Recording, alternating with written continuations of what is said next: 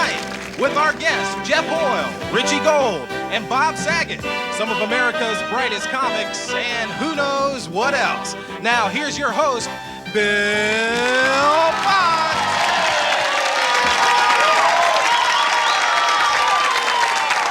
Okay, our first guest is an impressive guy. He is a Rhodes Scholar, an Oxford University graduate from London, England. Here is Richie Gold.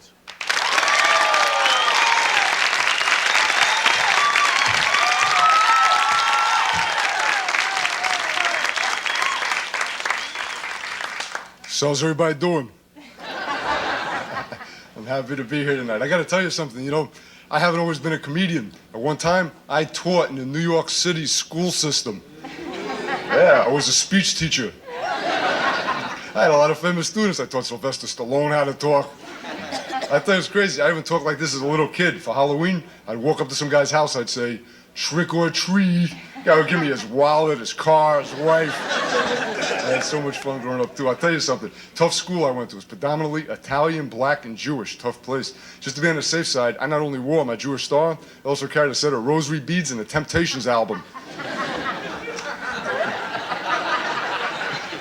I was so dumb in school. My teacher once said to me, Richie, in Washington, D.C., what does the D.C. stand for? I said, the capital.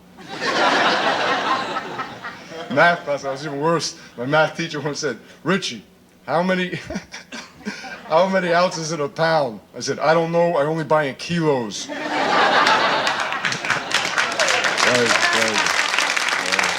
you very much.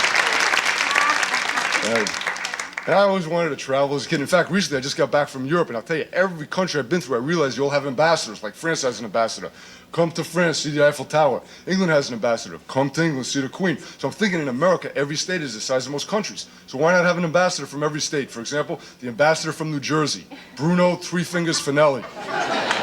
Hey, come to Atlantic City. 10 to 1, you don't make it.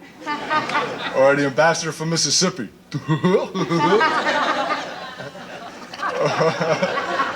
Or the ambassador from Puerto Rico. Hey, come to New York.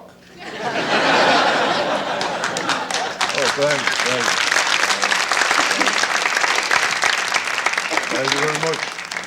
I just got done traveling across the country, drove all over. Let me tell you, driving over our nation's highways, I was constantly running over a highway phenomenon called the hitchhiker. Crazy people, even lunatics in every city. But at least in New York, you can tell who the real lunatics are. That's because New York lunatics come right up to you going, But in California, they're different. See, California lunatics, they come up to you something like, hello. How are you? Have a nice day. And as I was driving all over the highways, these hitchhikers, there's so many of them that I classified them in different styles, you know, according to their hitchhiking style. For example, you have a schizophrenic hitchhiker.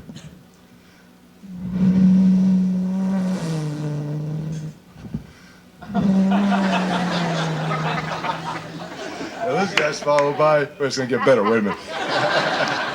This guy's followed by the hitchhiker who's into drugs. First, your hitchhiker who's into Quaaludes.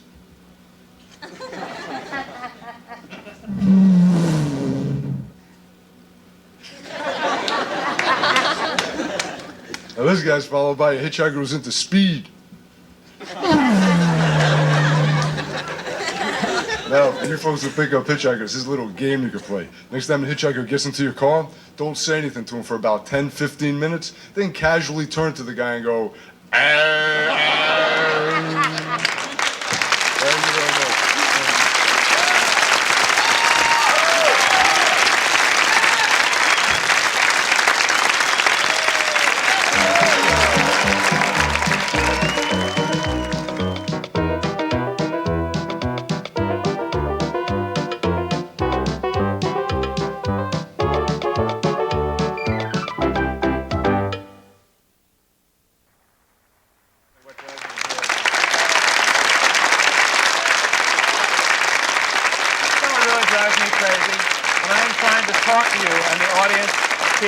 Clapping. I want to find out, please stop clapping. You're driving me crazy.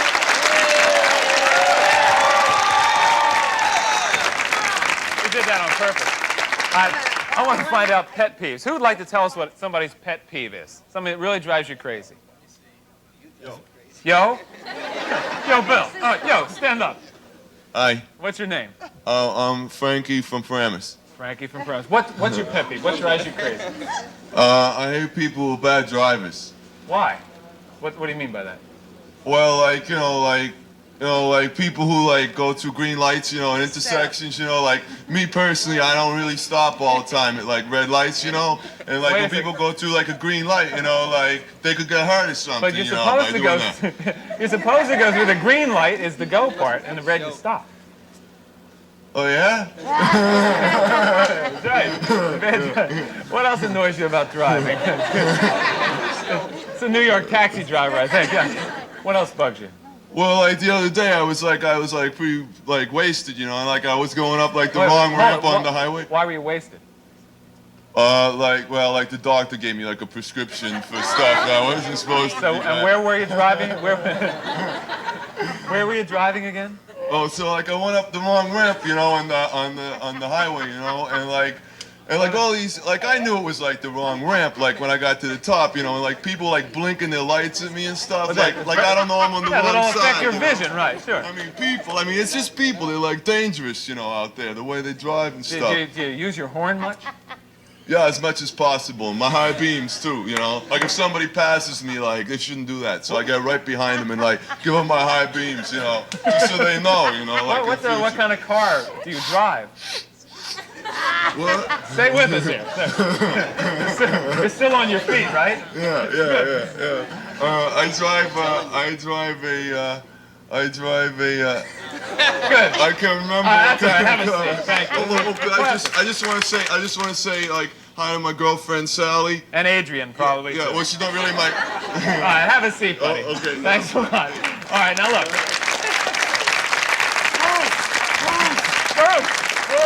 Okay. All right. From England via San Francisco, actor, comedian, you saw at the top of the show, here's Geoff Hoyle.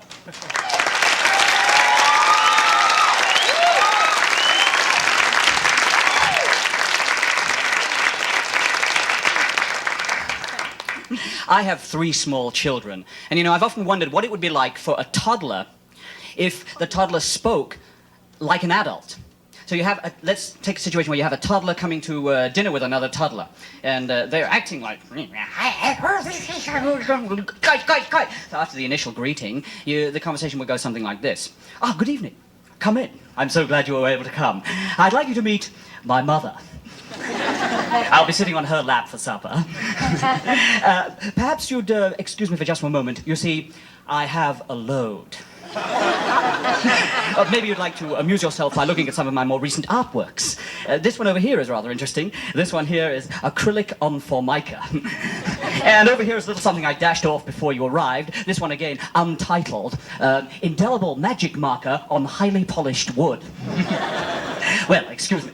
He goes off to change and comes back momentarily. Much better. Oh, I see you found my new toy.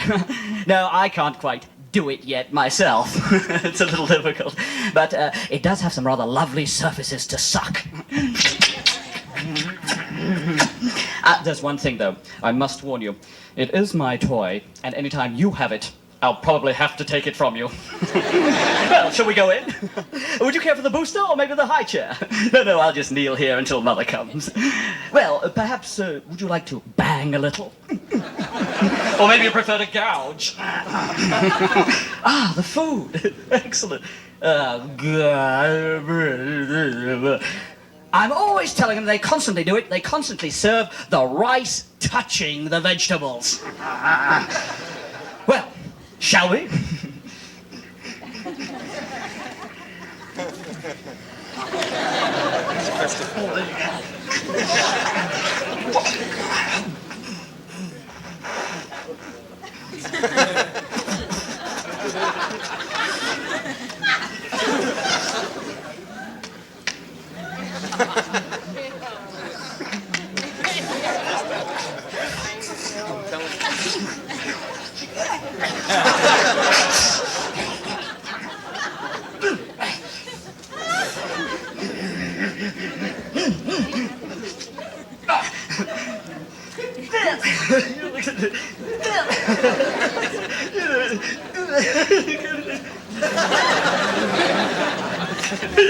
Well, did you eat any?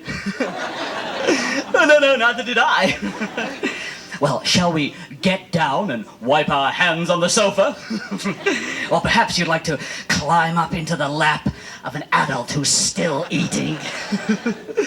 I've got a good idea. Why don't we go upstairs, turn on all the faucets, jump up and down on their bed, and then lay bets to see how soon they'll all come up?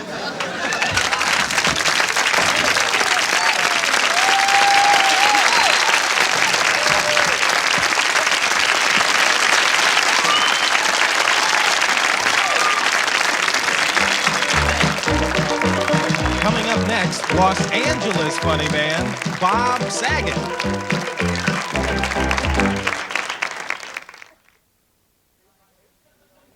All right, here's a man who was a hit on the recent HBO Young Comedian special. Here is Bob Saget. Oh, man. Oh. You're so sincere. Thank you. I feel your love. That was genuine. Thank you very much. I'm a little embarrassed. I'm wearing underwear I wouldn't even dust with right now. I'm serious. I just pleasure my rear and slide around the house and hope for the best. But I'm good to be out, and I'm glad you're here, and I just want to strip naked and scream right now. I'm serious. I've never been this happy. I have a lovely time here in New York. I pulled the thing on my rental car that said hood, and this guy jumped out in a leather jacket and said, "What do you need?" And I don't laugh that much. He's sitting in the audience. He's got a headband on. It's a beautiful thing. Oh, he's gone. He moved. Don't look. You people at home, just look at me right now. I want you. I don't care what it costs. So anyway, I'm happy. I've been working out all day. I've been lifting my watch. I feel real strong. You know, I'm serious. I'm a geek. I could fall down any minute. I'm not kidding. I go to the beach. People dress me with their eyes. You know what I'm saying? My goal in life now, I just want to be built like Grace Jones. That's all I want. I want to run high speed on a horse and throw spears through people. That's all I want, you know?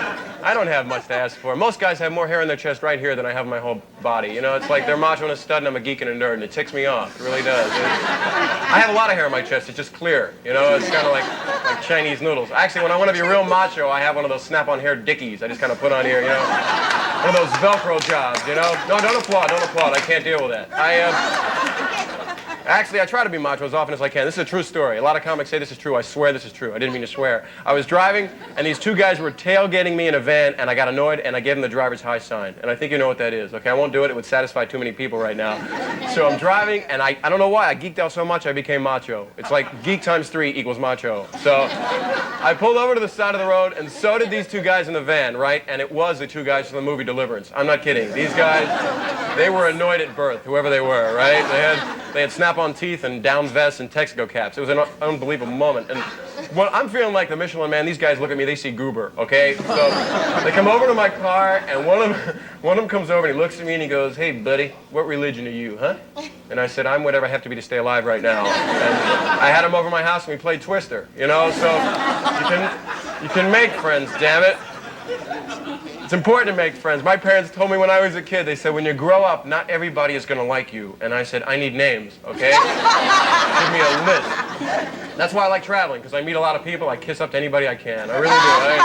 I like traveling. I went to Vegas. You like Vegas? Atlantic City? Yeah. You like gambling? Or you guys will just cheer anything. It's crowd control night. I don't like it. I ran out of money at the roulette wheel. I put my wife on number 7. I won. I have 35 wives now. So, got to move to Utah. So, no. Hey, don't throw me off. I went to Hawaii for the honeymoon, which was neat. My parents, this is true, were annoyed that my wife and I didn't bring them on our honeymoon with us. Because they took me on theirs, you know? So they figured, wait a minute, there's a time problem. My question is, do you think people that live in Hawaii honeymoon in New Jersey? That's my question. You know, where do they go? That'd be neat. You get off the plane, somebody puts a chain around your neck, gives you a fish in a bag. Have a lovely stay. Welcome to our fair city. No, I love Jersey. I'm only kidding. I love the whole earth. I just want to sleep with the globe right now. I'm not kidding. I want to be the axis. So anyway, I had a... Oh, shut up. So, stop it. You're out of control. Get a hold of yourself.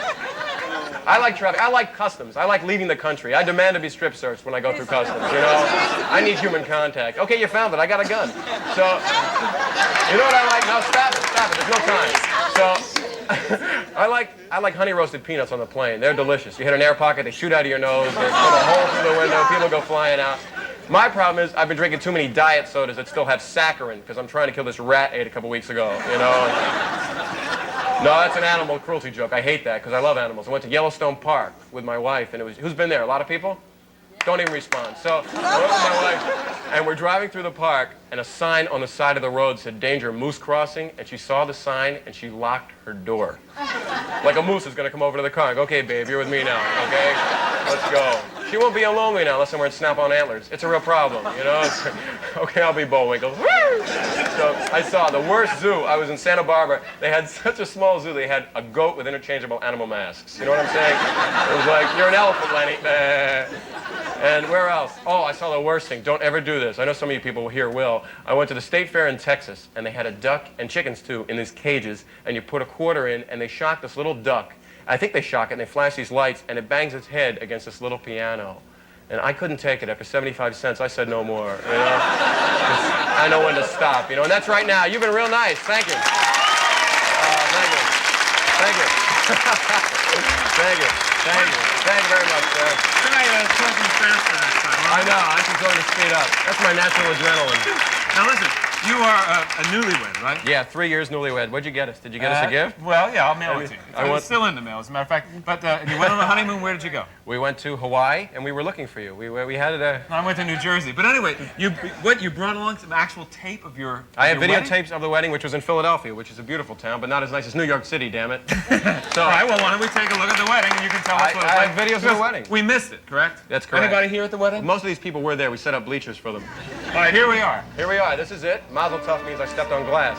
And it was a Jewish wedding. There was a $2 cover charge. A lot of people came. I see in the back. Yeah, that was my family back there. Nobody showed up. And here we are. This is where everybody stands around and eats and gets drunk, and we have to dance in public. And this, I didn't put this subtitle on here. This is the video company that did that. It's kind of like Film at 11, Honeymoon at Midnight. Here we are. It's like $800 in dance lessons for this. It's not very happy. Here's a chamois dance. You dance around for a while with this rag on a car, and it's like it's embarrassing. You bump your head on the ceiling. You sue the gig. It's a terrible thing.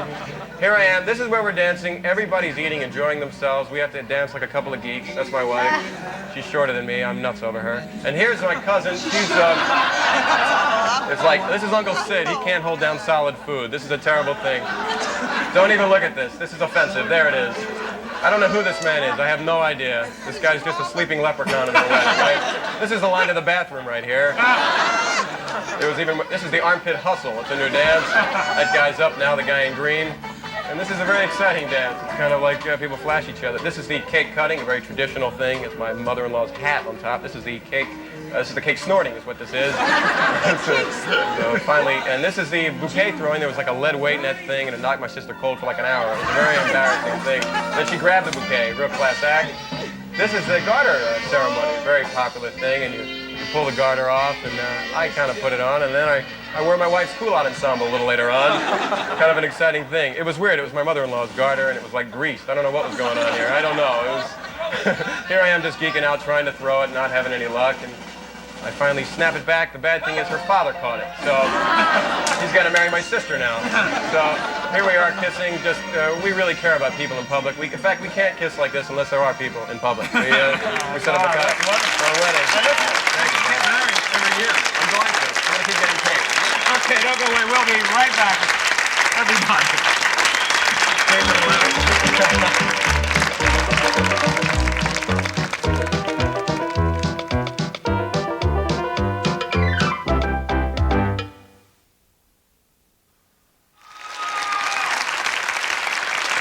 I want to thank all our guests.